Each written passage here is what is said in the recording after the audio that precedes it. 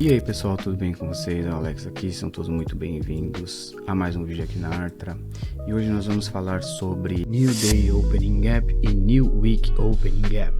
O que é o New Day Opening Gap? É um gap que se forma entre a última vela do dia anterior e a primeira vela do dia vigente. E ali nós temos sempre também o preço de abertura. Esses níveis servem sempre como um tipo de suporte ou resistência onde você sempre vai ver uma interação e o preço vindo preencher esses gaps. E o New Week Opening Gap, ele é o gap que fica entre o fechamento da última vela da semana passada e a abertura da primeira vela da semana vigente. Como que você vai utilizar esses níveis? Não só a ideia de o preço interagir nessas regiões, eles marcam também ciclos que o preço ele costuma fazer. Então, por exemplo, se você dividir um dia em 3 partes, você vai perceber o seguinte: você teve a abertura do dia, né? O asiático ele tem uma característica acumulativa, London manipula o mercado asiático e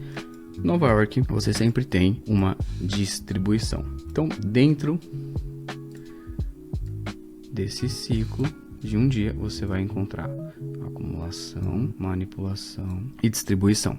Por que isso é importante? Porque aí você pode, dependendo do lugar onde você se encontra dentro daquele dia, você espera movimentos mais agressivos, movimentos de distribuição. E com relação a New Week Opening Gap e o preço de abertura da semana, você vai também sempre perceber o preço também interage, rejeita ou rompe essa região. Mas o mais importante aqui é o seguinte: aqui, ó, vocês vão perceber que dentro do ciclo semanal, ó, segunda e terça, eles têm uma característica o quê? De acumulação.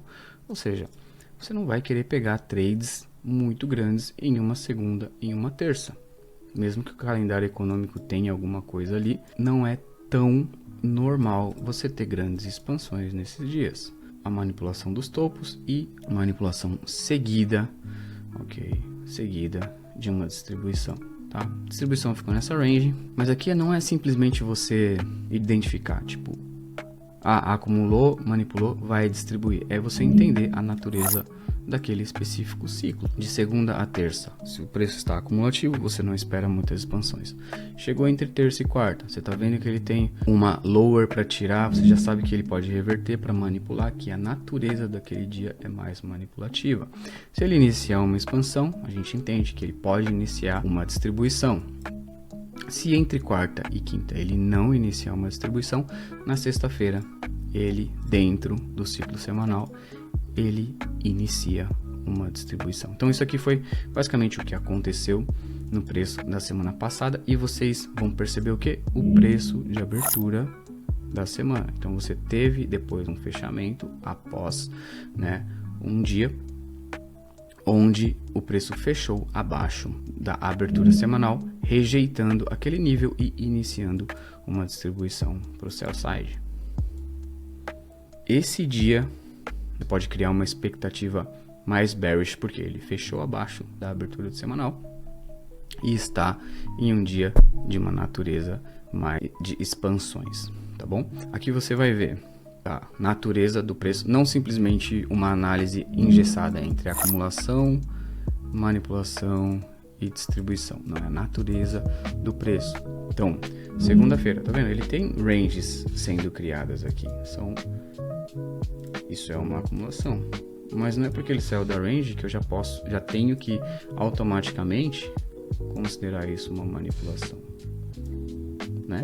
Porque se essa fosse a manipulação, a distribuição teria que ser bullish. Mas observando a natureza do preço, tudo isso aqui para mim continua sendo, né, uma acumulação. Segunda e terça.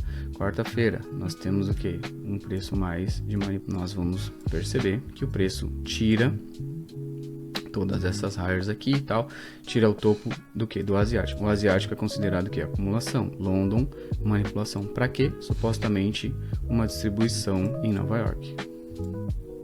Tá? Então, eu posso criar aqui uma expectativa maior por dois fatores. estamos em um dia que eu posso esperar o início de uma distribuição, e segundo, porque ele está rejeitando o nível de abertura da semana, tá? Então é aquela mesma lógica. Nós temos preço de abertura. Se nós vamos ter uma semana bearish, eu quero ver o preço abrir, criar o topo daquela semana, daquela vela, né? E você vai ver aqui, ó, quando o preço passa dessa região, ele faz a distribuição e o fechamento. Então esses níveis são muito importantes. Toda vez que você vê um fechamento abaixo do nível de abertura, quando o timing e o preço eles se sincronizam, você tem aí uma grande chance de expansão. Tá? Então vou pegar outros exemplos aqui para vocês também. Segunda a terça, qual a natureza do preço? Não estou dizendo só da questão da acumulação, mas aqui foi uma acumulação, com certeza. E aí, nos dias da manipulação, o que acontece aqui? Manipulação.